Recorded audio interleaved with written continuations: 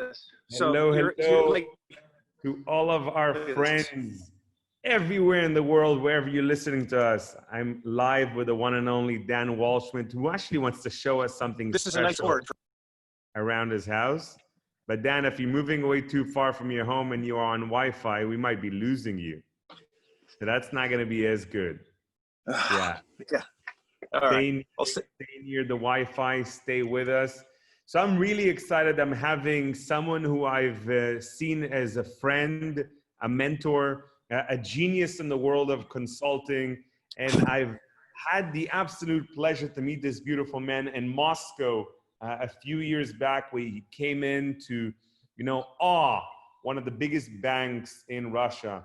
Dan Waldschmidt has had a lot of success in his life, not only in the consulting industry, not only as, from what I believe, the 10th person on the planet to run up Mount Everest. He's also gone through a lot in his life where, from what I've understood, Dan, you have to correct me if we're wrong, but you started your first business at the age of 12 mowing lawns, which is a really cool fact my team shared with me. And today, not only are you running a successful consulting company, but you also have a really, really cool fashion and, sports brand, Edgy. And I know that you're doing so much incredible things for the world. Now, every single time I've spoken to you, I've always had the inspiration. You've always found a way to give me the sort of insights and the sort of, golden nuggets that usually would take years to learn or would take countless amount of books to get that from, but you would just throw it into our lives. So first of all, I love having you in my life, and I so much appreciate having you with us today. Ladies and gentlemen, we have Dan Waldschmidt in the house with us. Ooh, yay. Yes. So we got a lot of nice for the balloons. On I want to see the balloons go up. The balloon. There you go. Yeah, no, we don't have those sort of special effects. I know that some people these days can have those special effects using Zoom. I got flowers on this side and I got flowers on those side. That has been set up for you, my friend, And like your water's getting low and the one on your right. You need to add more water or something. No, the other one. Your other right. You see? No, that's my left. No, they're good. The water is good in both of them. Good. Yeah, no, I like it. I got my water on this side and I got my water on this side. I love it. Everybody's got water. Everyone's happy. Everybody is good. So Dan, first of all, I wanted to just, show you that I really appreciate and respect that you're allocating time. I know how busy you are. So I want to just jump right in because we have a lot of people that have sent in dozens and dozens of questions. My team have put together some awesome things. And I got my own few questions that, I've asked you in the past, but I want to go deeper into. But I really want to just, get things started. But maybe you could just give everybody a little bit of a heads up. And what are you up to these days in life? Yeah, so I'm in, man, it's just, what am I up to? I'm up to all kinds of good chicanery. So Edgy as a company has been expanding. Last year we made some pretty big changes and actually merged to my best friend company and mine. We merged together. She had a sports marketing brand. And so, Edgy Inc., Waldschmidt Partners became Edgy Inc., and we began to help companies. And then right in the middle of COVID, we decided to be a part of buying one of our portfolio companies that we were helping. And of course, it's crazy all around us. There's opportunities. I mean, it's horrific on one hand, but if you've been preparing for this moment, there's opportunities. I mean, Brooks Brothers is filing for bankruptcy, and Pepsi Cola.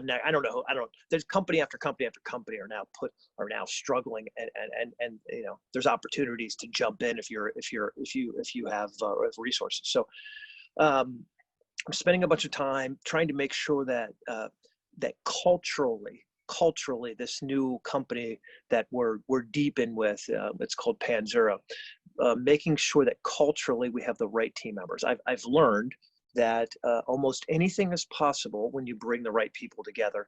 Hence, it's why you and I are friends, right? Because this is what you're all about, is what I respect about. I still tell people, and maybe we'll talk about it later, in sitting in Russia, you gave me the best question I've ever used for networking, because I was telling you how I'm introverted. The best question you've ever given me to connect with people, I still use it to this day. Do you remember, by the way, what that question was? What you told me? Waiting to hear it, by the way. I give people a lot of advice. I Yeah. sometimes don't know how useful it really is. Yeah.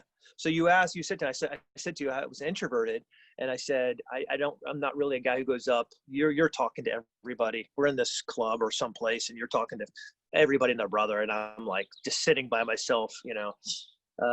And you said one of the questions you like to ask people is, where have you seen things go wrong? And that opens up a bit of intimacy where people then can share, not from their war stories of success, but from their stories of like, hey, here's where things went off the rails. And you said, hey, I like to hear that because then I use that as a warning signs, warning lights for me and my enterprises too. So anyways, a little off topic, but learning and growing, you know, my big goals this year were to run 2,340 miles. I'm about 250 miles ahead of schedule, which is cool. Another one of my goals was to, well, I've got a bunch of goals, but you know, was to read a book a week, and I'm ahead of that too. I'm so excited. And so anyways, you know, I'm learning and growing, and as long as that's happening,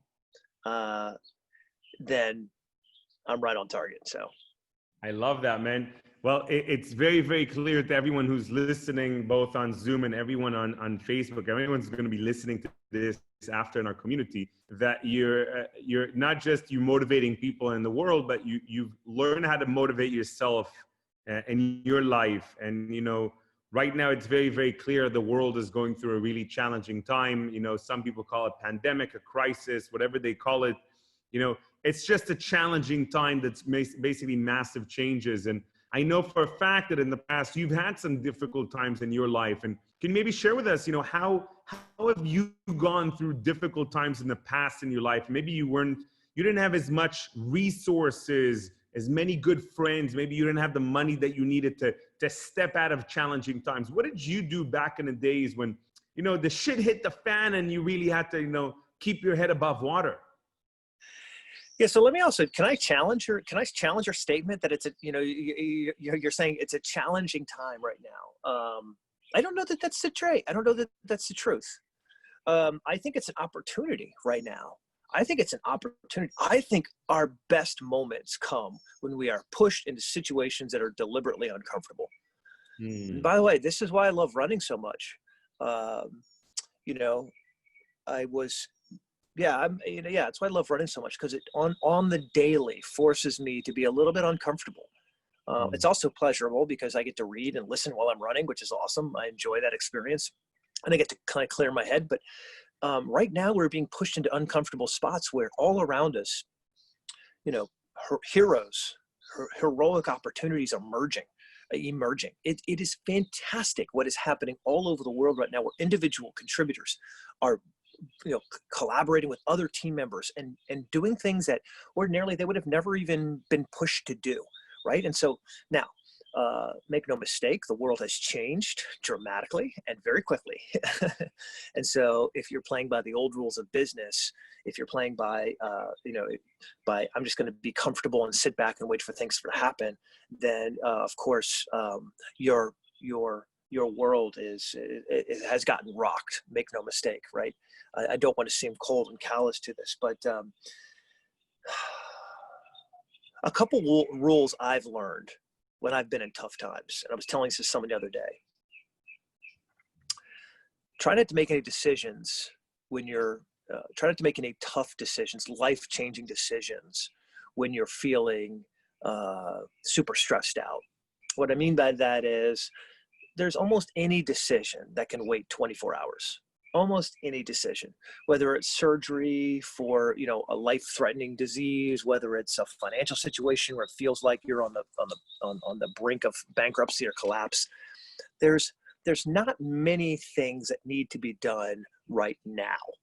And what's interesting is when you're in a stressed frame of mind, it's easy to confuse your bad options as the only options. And what's interesting is when you pull back and give yourself space to think, you see the opportunities that are there.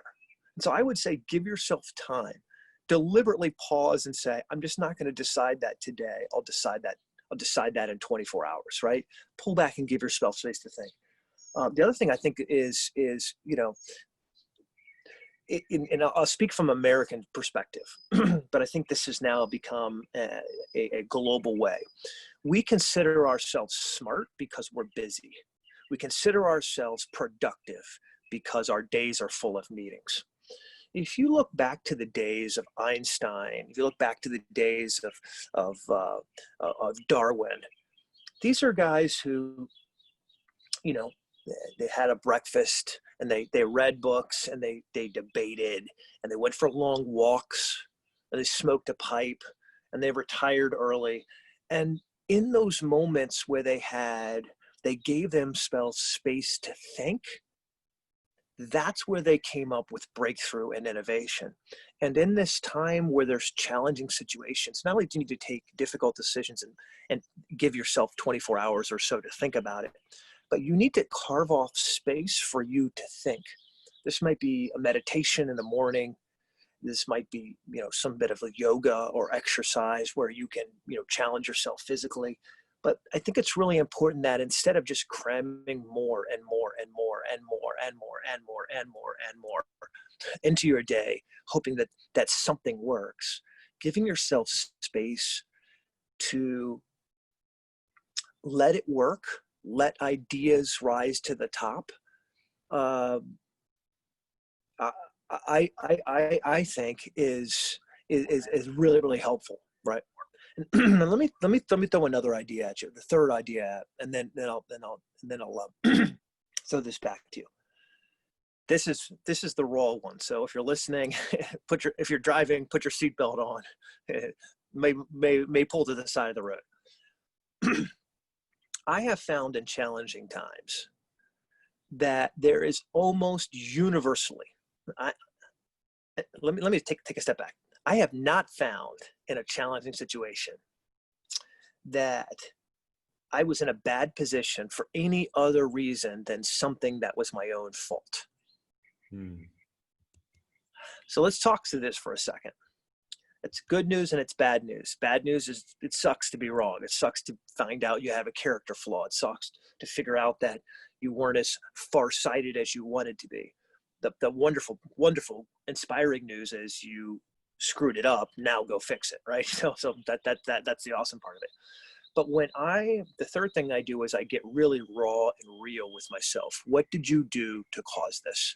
What did you do? Now you may say, well, I wasn't in China in a wet market and cause a pandemic. I didn't do that. Of course not. I wasn't in, the United States and cause a housing crisis in 2008, or, I didn't, Gil, we have all these race riots happening in the United States. It's a real issue, real issue. You might say, I'm not racist. I didn't cause any of this.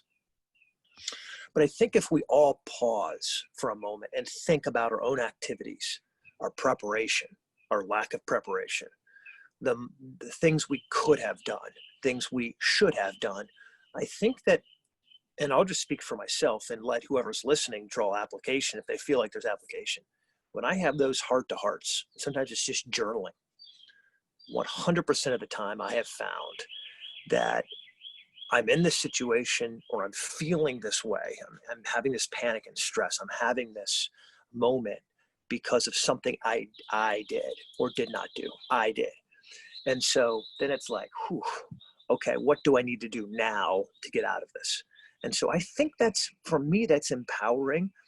You may be listening and going, well, I had a parent or a family member who, always told me, and pushed on me in some way. But I think this is, yeah.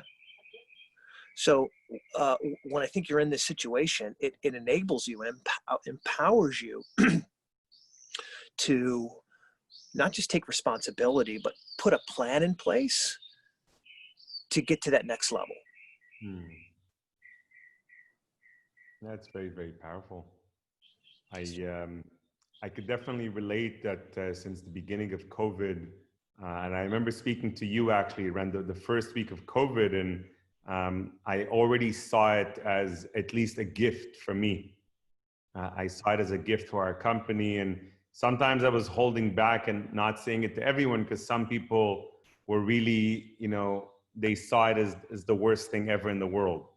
But I really saw it as a gift for us because we were able to transform our company to something that we believe is a much better company into the future for us and for our community.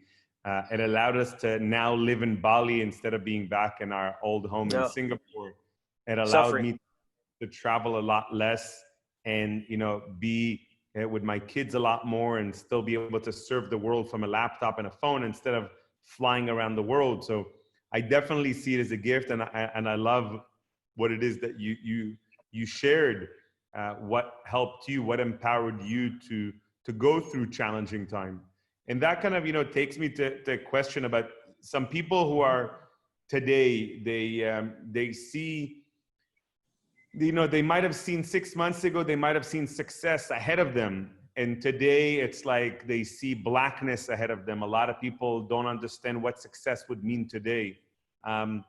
What do you think, in this new era that we're in right now, this well, we're not yet post-COVID, but during this, changing times, during this times of great opportunities in the world, what do you think entrepreneurs out there need? What are those skills they must develop or they must, learn right now in order to step into that successful mindset?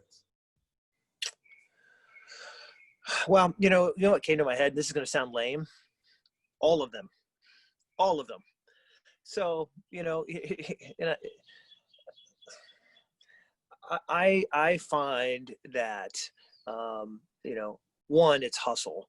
You've got to hustle, right? I mean, so if you're not hustling, I'm sorry, but get your ass out there and hustle. So, yeah. So just hustle. That's number one. Number two, I think, look, people pay money when you solve big pain points for them. What are the pain points around it? I'm looking around. So I live in South Carolina. I'm in California right now, Silicon Valley. But I live in South Carolina. South Carolina, we don't have delivery services because it's South Carolina. We're like in, Timbuktu, we've got guns and Bibles but no delivery service, right? You go to London, they'll deliver your cocktails and food and burgers. You go to Silicon Valley, they've got, everything from Uber to, whatever. And but what's happened is COVID happened, right? Within 2 weeks, DoorDash, Uber Eats, Grubhub, Seamless, all of these guys are now delivering. Restaurants are up and running. So hustle, and then use the opportunity to expand. I think look for pain points that you can help with, and then from that perspective,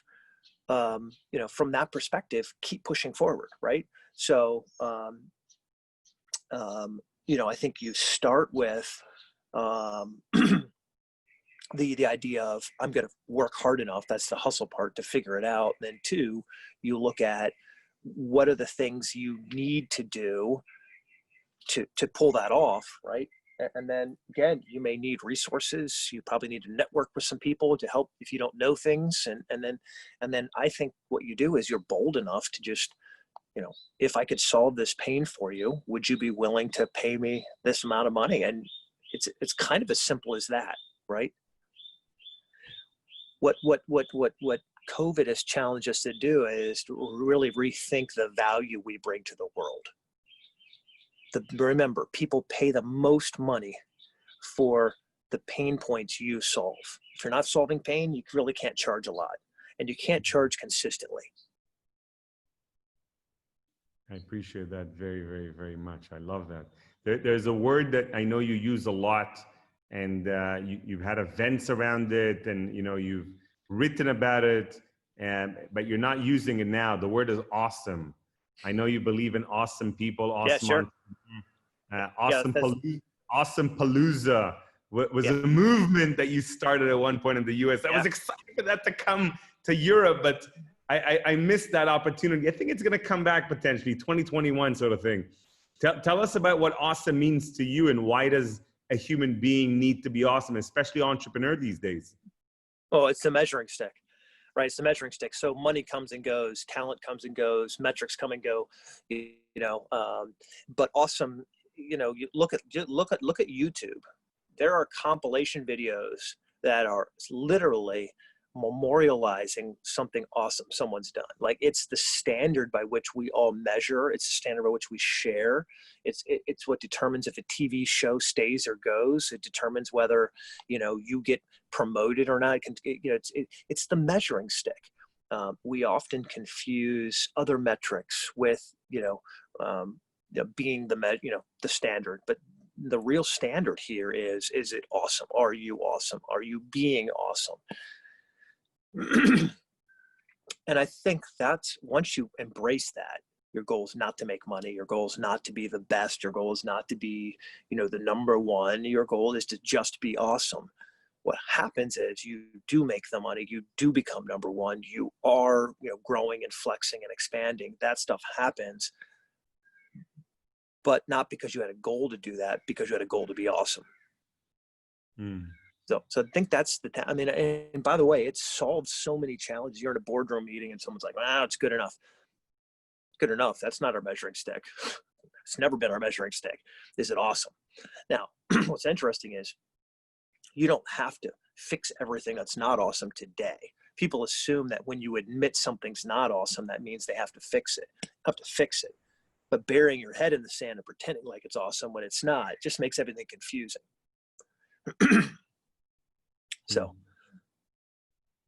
So if we go a little bit deeper into that, because you, in my eyes, you're clearly someone who is awesome. You break records. You do things that for most people is impossible. You sold millions of books. You help so many people around the world. You continuously raise the standards of your own life. So it's clearly that awesome is really a standard that you're continuously stepping above. What is that, that routine, those habits that you have in your life, and what is that balance between work and family maybe that some people could be listening? I'd love to learn how I could improve my life by learning from an awesome person like yourself. So I'll correct you. I don't think I'm an awesome person. I think I do some things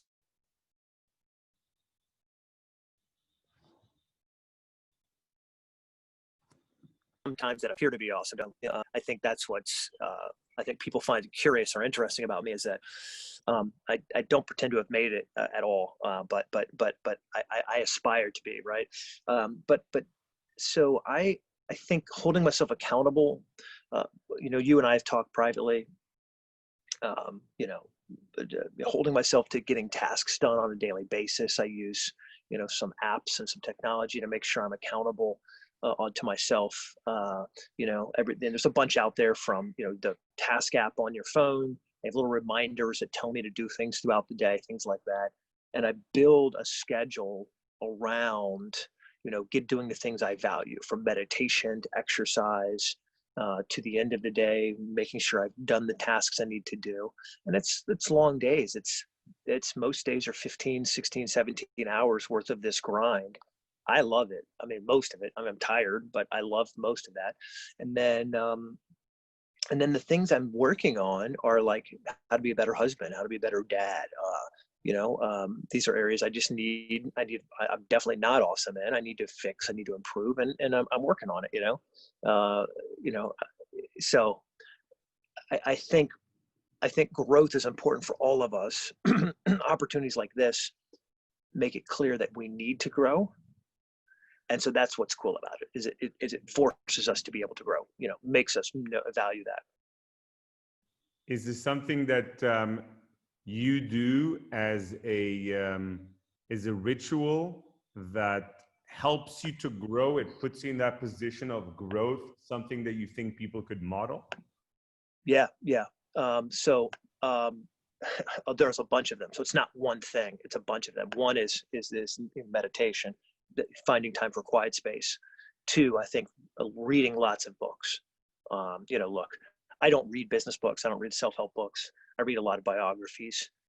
Most everything I read is biographies. I just finished reading a book a week ago. It took me 2 weeks to read. It was 1,344 pages. is the life of Robert Moses, who built most of New York City. Just reading about the life and the times and the tribulations and the success and just the humanness that all of us are afflicted with.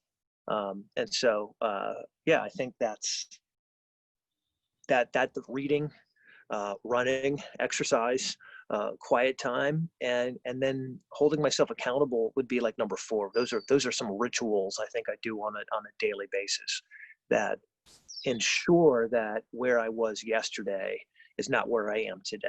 I'm always taking steps forward. I love that. Well, I'm going to add one to that, because I know you have this beautiful value of serving people. And for me, raising our standards in the way we network with individuals, the people we network with, the way we serve them, the way we talk to them, the way we give them attention. I know you've always been amazing with that with me.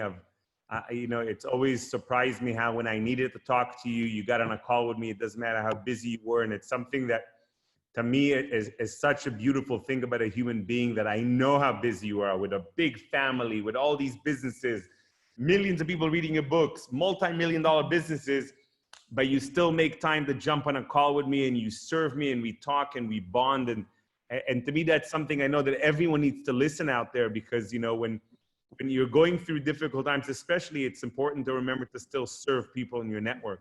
It's important to remember to, you know, to maintain those relationships. Yeah, speaking of that, so I have a bit of an emergency. I'm getting flagged. So can you stay right here and I go solve this problem and come back to you in about 10 minutes? Well, I'm going to have to kind of stall and talk to the audience as best as I can. Of course we could. Give them your wisdom for 1 minute. Let me go put out this fire, and I will return as I do service. Emergencies. Yeah, Absolutely. give me 1 second. Oh my gosh. There you go. I speak Yeah. about the man and he shows back up. That's all right, my friend. Thank you for being flexible. That was literally, talk about putting out fires. This is what happened. Did you just put out a fire in your house? No, in business. But no, luckily not in the house. Everybody okay and everybody safe? Everybody's safe. Good. Yeah. We've been talking a little bit to our audience. They've been asking me some fun things. They asked me some questions about social media, specifically how I think social media, you know, what effect it has on networking and on personal branding.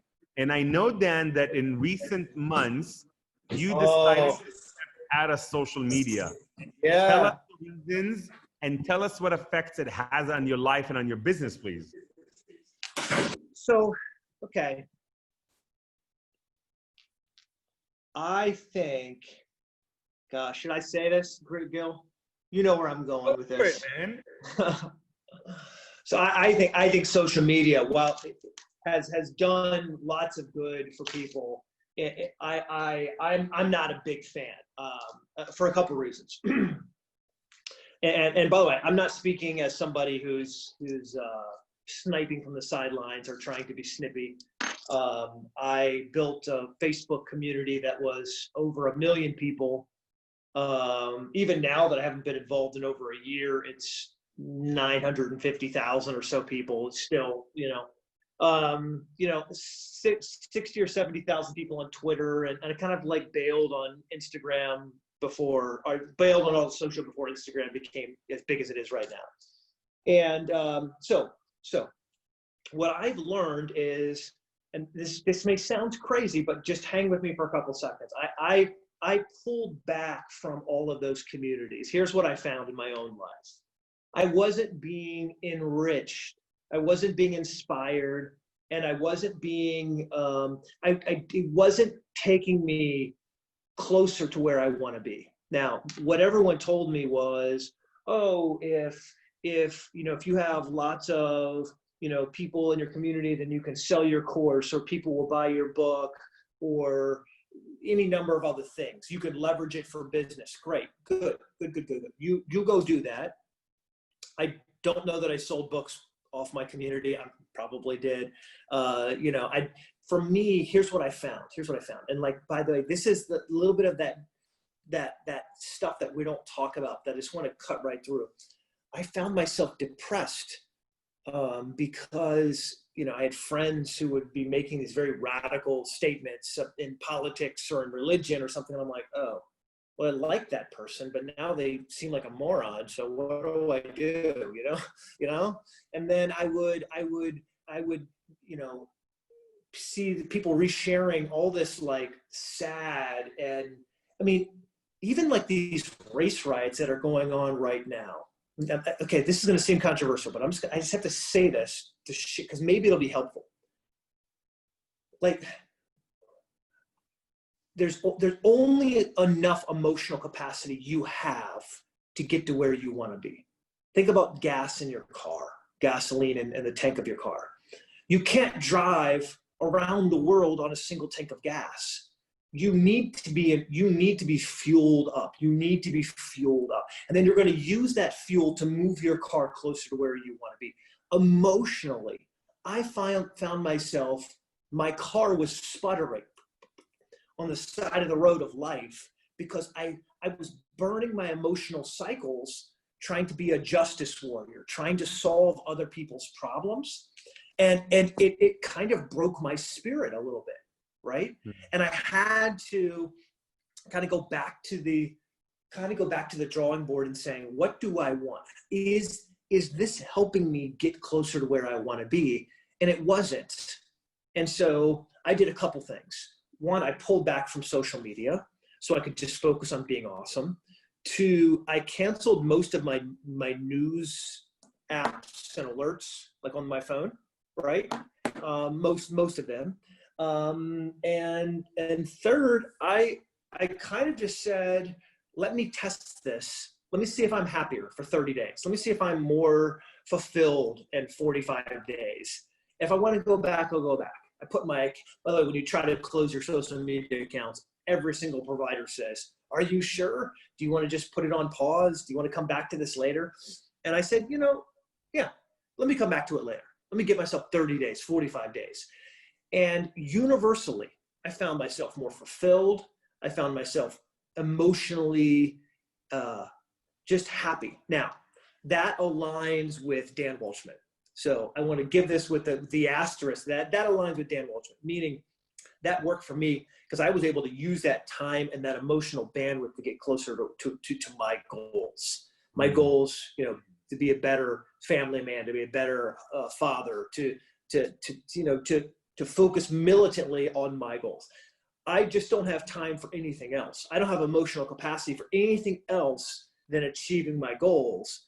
And it's, in my mind, it's kind of like, that metal dish you clean the lettuce or the vegetables in, and you put the lettuce in and it's got little holes, and you put the water in, and then the water comes out of the holes and you clean your vegetables. I think that's kind of like my emotion and my attention is, I want to be a bowl, not a sieve. Not a sieve. I want to be a bowl. I want to hold this, and I want to have this energy in my hands and use it to get me where I want to be. So for me, obviously, you can tell in my voice, I'm very intentional about it, and not angry, but I want to be clear that this journey for me, it means something. It means something to me that I'm a good dad. It means something to me that I'm a good husband, right? It means something to me that I achieve success for my employees. And now with 300 some employees, right? It's meaningful that I don't make bad decisions. And so anything that gets in the way of that is the enemy, whether it's me, myself becoming my own enemy, and so I have to be militant, right? Ferociously. And I think the lesson is that I'm speaking about the audience, but I'll just speak about myself. Up until I made that decision, I was like, yeah, sure, I can do that. Yeah, fine, I'll do one more thing. Another thing I stopped doing was speaking. I used to travel around the world and do speeches. And I had met some amazing people. I said, when you say no to something, it feels like you're saying no to everything, but you're really just saying no to one thing so you can say yes to a lot of things, right? And so for me, this was a decision. So I guess the lesson is, who cares? It's Dan Waldschmidt. I'm one dude. I'm a nobody. The reality, though, is what are you doing? What's your intention? How are you using these platforms? How are you involved in some of some of the things that you're doing with masterminding and connecting with the right people and building these relationships and becoming somebody that is worthy of having a mentor, worthy of being a part of this mastermind community, right? Because we spend a lot of time chatting of our opinions. We spend a lot of time telling people how they should think, how they should behave, and what they should do, and why we're right. And maybe it's time for us to spend time introspectively going, hey, how do I become someone that would be really valuable to the world, would be valuable? If Gil pulled me into a mastermind circle and said, hey, we value for X, what would that X be, you know? And so these, again, I know I push myself and people around me hard, but these are the thoughts that go through my head is, how can you call yourself committed, Dan? How can you call yourself purposeful and intentional? And when you are knowingly letting this thing in your life that is draining you of your power and your love and your emotion, and, you know, I mean, that for me was my decision to like jump off. Now, I think, I don't feel like I'm missing out. I don't. If you feel like you are, you should probably jump back in and get involved. Two, I'm in a weird spot in my life. I'm 41. You know, when I was 25, 26. Age, brother. We're the same age. Yeah, I know. It's a good time to be alive, baby. Good time. But when I was 25 and 26, when I was truly suicidal, and I think I've moved beyond those points. I don't think I'll ever go back to those points. Although when you suffer with depression, you're never out of the danger zone, you know. But I know that I just wanted to be heard. And so when I hear people making these radical statements and I hear people saying things, I often pause, and the empathy, knocking things over here on my desk, there's a part of me in my soul that just kind of hurts, because I imagine that anger and that frustration and the helplessness that people feel, which makes them act out and say these asinine things, right? Say these ridiculous things, is not because they truly believe it. What they're looking for is for someone to hear them. They want to know that they're heard, and so they act out. Same reason my kids come and jump and shout when I'm on a call, because they want my attention, they want my time, right? And so if we can use social media as a way to show love, to show that you're heard, then perhaps it's the greatest platform in the world. I love that. It sounds like for you personally, cutting social media out of your life has given you more power. It's almost like it's enabled your superpowers. Yeah. What, you know, outside of building all these multi-million-dollar companies and being an awesome father and being a super athlete, what are those superpowers Dan Waldschmidt has? And is there something, is this a superpower that we all need to learn very quickly in our lives? Well, I think you should know your superpower. And again, this comes from a bit of introspection. You know, it really does, you know. I think one of my superpowers is it's going to seem silly, but really being honest with myself. I don't know whether other people can't or choose not to. I don't want to make that judgment. I think it's probably unfair of me, but I find some people, when I really want to have a deep conversation about what really matters, we're fluttering off in the distance about ridiculousness. Oh, this person did this to me, or to be honest, Dan, you don't know my situation. It just, we obfuscate, we make things more complicated. So I think that being able to really get to the heart of where something is, what's the heart of it, and not just, in business, sales are down. Well, why are sales down? And why is that happening? And then why is that happening? And really getting to the deep core of what things are happening, I think, is a superpower. The other superpower is, I think, and this is a really dumb one, but I'll share it with you, is a tolerance for pain, or discomfort, right? It's the ability to work long hours and love most of it. It's the ability to go out and run when you haven't slept for 20 hours, 24 hours, 30 hours, go out and still run and perform and play the game hard, even though you feel like you have lots of reasons not to. But just to say, this is the path I'm on. And so I feel like if you can persist, anything is possible. There are so many stories of people, I'll just take stats. The average millionaire in the United States, and I know, we're still using millionaire as this like badge of wealthy, but let's just say millionaire is 45 years old. 45, not 25, not 27, not 32, not 34, not 39, not 41. The average age is 45 to 47 years old, which means you've spent almost 5 decades of your life, which means you've spent over 18,000 days persisting in something. It'd be crazy if we actually listed the hours, right?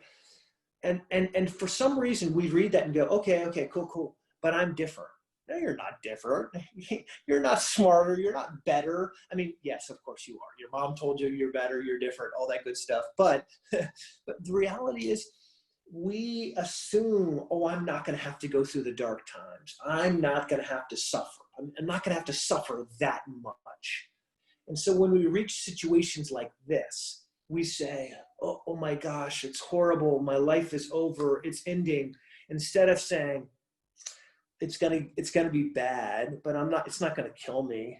It's going to be hard, but it's not going to break me. It's going to be tough, but I'm going to learn from it.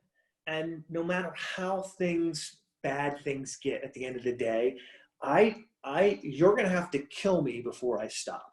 When you come to life with that sort of like and again, by the way, that comes from a spot of humility, because I don't want to suffer. I don't want to hurt. I don't want to be in pain.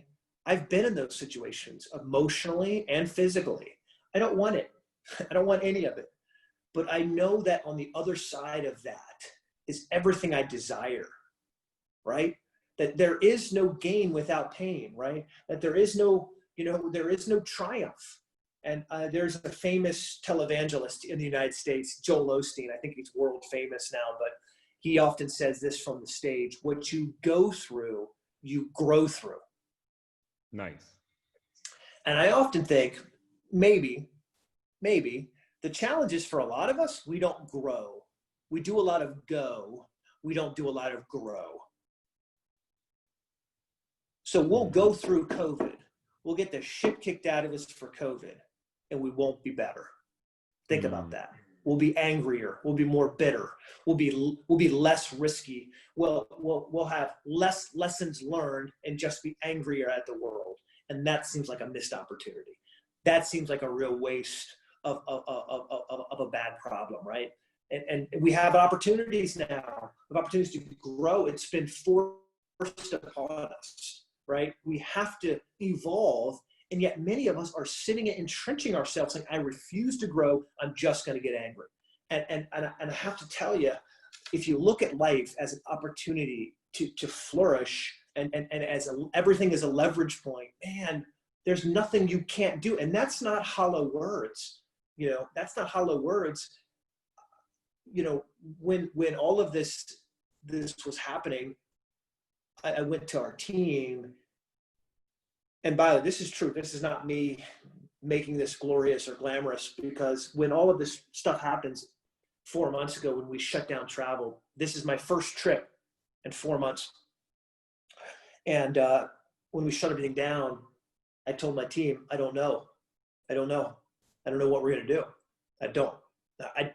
If clients, none of our clients fired us, but all of them were like, we don't know when we can pay you. So you're not fired, but we'd love you to keep working. We just, and I said, I don't know what we're going to do, but I do know that I will burn this entire place down before we quit, before we give up, before we figure. And what was stressful for a week or two as we went through options and we went through discussions, And we furloughed a few people for 2 weeks, and that was it.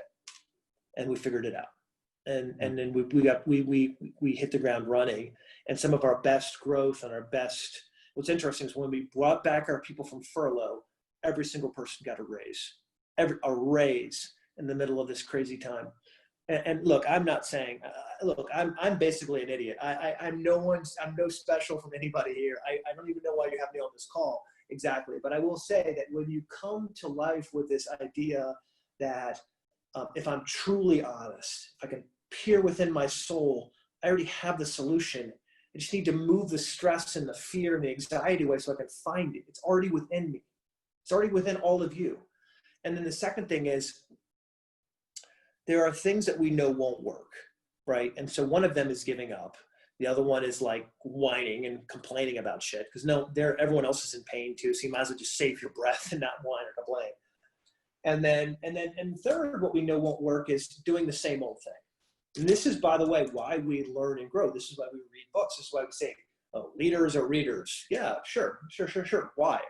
Why? Because we need to evolve and grow and become better versions of ourselves. And if that's often books, it's often magazine articles, it's other ways to grow, it's mentoring groups, it's in these times, it's easy to pull back on the things that we think we need more of, like money. Yesterday, I made a decision that I'm investing in a community, a mastermind community that I've been looking at for a while. It costs $200,000 a year. I haven't stroked the check yet.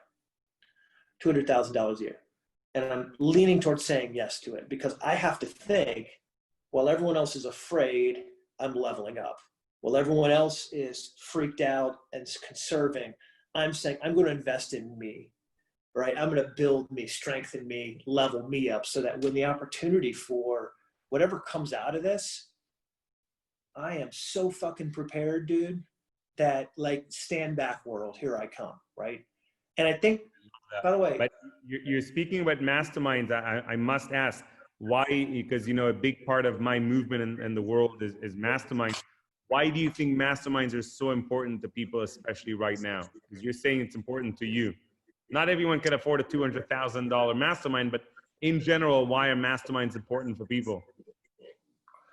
Well,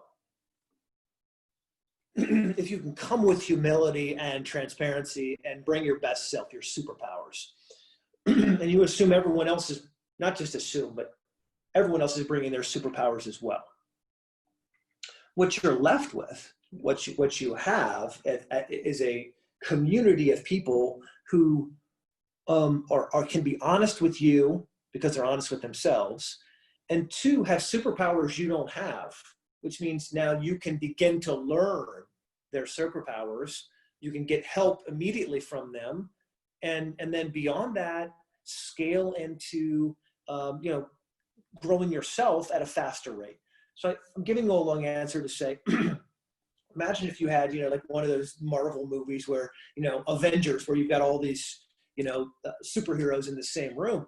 That's essentially, if you join the right mastermind, what you have is you have people who are all contributing, all bringing their best selves and their best superpowers to this community.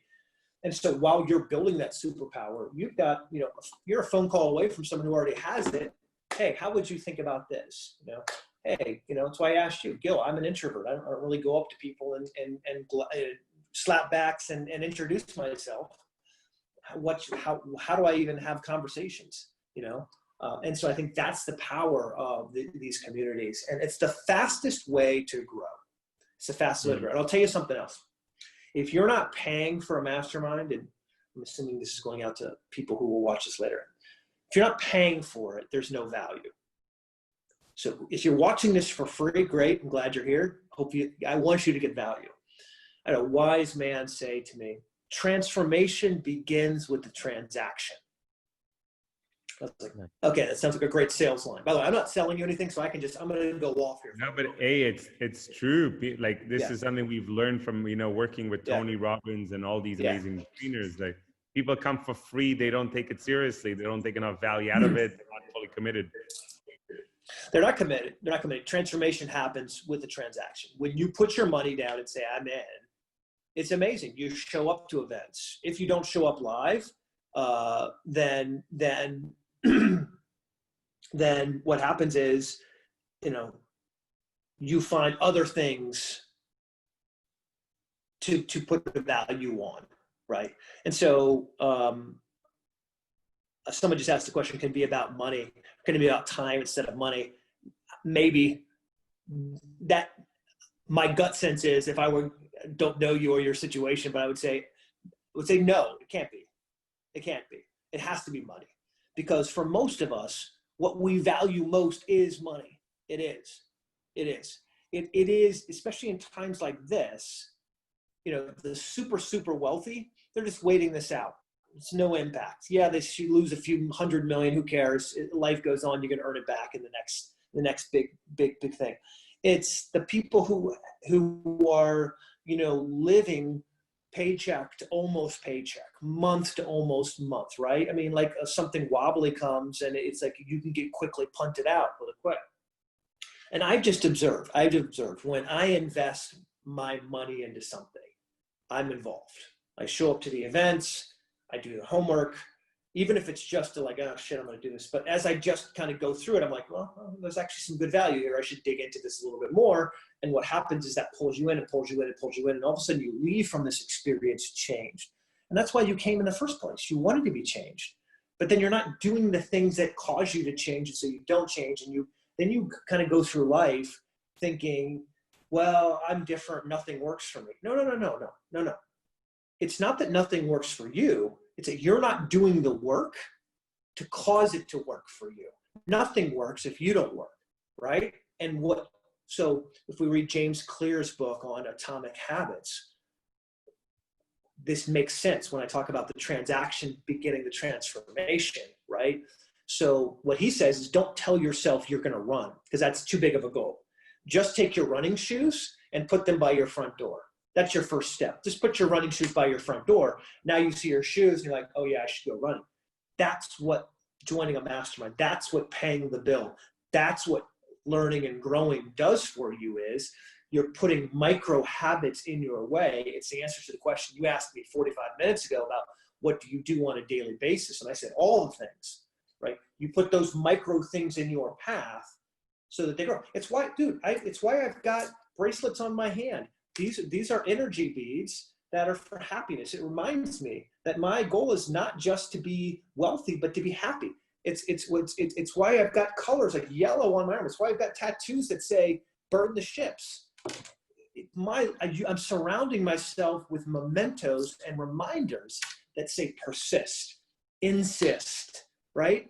And again, people say, dude, you're too wound up, you're too intense. Yeah, maybe. But maybe that's why I'm getting to where I want to be and you're not. Sorry, right? That seems rough and tough, and I'm not better than anyone here. I'm a nobody. All I'm saying is, when you have that militant focus, it's amazing how you get to where you want to be. And all the time you're spending making excuses or coming up with reasons or just stewing in your own, dissatisfaction, it's not working. It's not working. So how do you level up, level out, pull yourself through to get to where you want to be? So I'm just sharing, Gil, thanks for opening up the platform to share, because I make 1,001 mistakes. I make a bajillion of these. Incredible things. You're like, Dan, you're someone, every single conversation I have with you is ridiculously packed with golden nuggets. I'm going to say this, that, anyone who's listening to us today better rewind and listen to the whole thing again. I know I will, and I'll make some notes because you've answered all of my questions without even asking all of these questions, which is exciting. And you're really there. It's clear that what you're sharing with us is truly what you stand behind, and you stand for it, and the values that you speak of are the values that exude from you when you speak.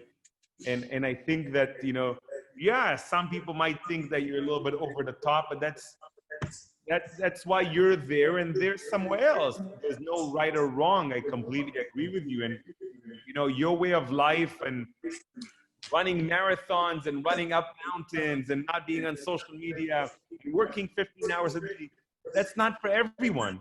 And they have their own life and their own values. And as long as they're happy, good for them. I personally completely vote for your way. I'm still not running that much, but I got a trainer kicking my ass 5 days a week here That's at awesome. home in Bali. Putting my body through a whole transformational position is something I heard from Tony Robbins. If you want to go through transformation in your life, start with transforming your body in and out. Yeah. It will help you go through the transformation outwards. And it's really helping me out because it is a challenging time in the world because so many new opportunities are presenting themselves and you got to pick the right ones, and you got to persevere. You can't give up. You got to keep learning and keep on growing. And I so much appreciate everything you've done with us today. I'll say this. Sure. Can I say one more thing? Because I had a thought. You're saying there will be a time. There's a time for all of us where you truly want to achieve something. People say, "Oh, you're too intense. You're too wound up." And I say to them, "No, you just haven't." So there's a moment in time when you really want something. You really want to achieve it, and this is where you go back and watch this, and this is the blueprint. If life is great and you're fine and you're like, I don't need to grow and I'm good. Fine. That's fine. Be there. But there will be a time when you want more, when you need more, and you're desperate for it, right? Kids get in trouble, go through a divorce, you go through money issues, or you go through off to something, and you're like, I need more. I need it now. What do I do? And this is the blueprint. This is the intensity. This is the urgency. This is how you get to where you want to be, and it happens for all of us. And if you're in a season of celebration, if you're in a season of rest, fantastic. Celebrate that. Get ready. Be ready for the times when you're not. And this is that blueprint, right? Because I remember I would share sometimes stories with people, and they would say, "Well, I'm not into that." I'd be like, "So that's awesome. There will be a time when you are, right? And when you do, remember this. Come back to this. That's when you go and read my book, right? That's when you go back and find those roots and say, okay, now I know how to be when I really care about getting to where I want to be." Dan, we love you so much. We're going to say goodbye to our friends on Facebook, but our friends that are currently with us on Zoom have a few personal questions for you. So Dan, you stay with us for a few more minutes. Everyone who's listening, this is Dan Waldschmidt in the house, one of the most incredible business strategists I've ever met in my life, and I've met a few incredible people. Please, wherever you are in the world, whatever language you speak, check out his book, Edgy. It will definitely get you going. It's a simple book. It's a small book. You can read it on a train. You can read it on a plane. You can read it in the bathroom. Just read it and get it into your body. I know you can find it everywhere. And if you're ever building that sort of a big business that needs transformation to it and needs massive mergers, it needs to get to the next level, and you're looking for that right company to work with, highly, highly recommend you look at Dan's companies because they're really making a big difference in the world. I look forward one day that my company needs their services. Until that day, I'm really lucky and grateful that I have you in my life, Dan. So thank you once again.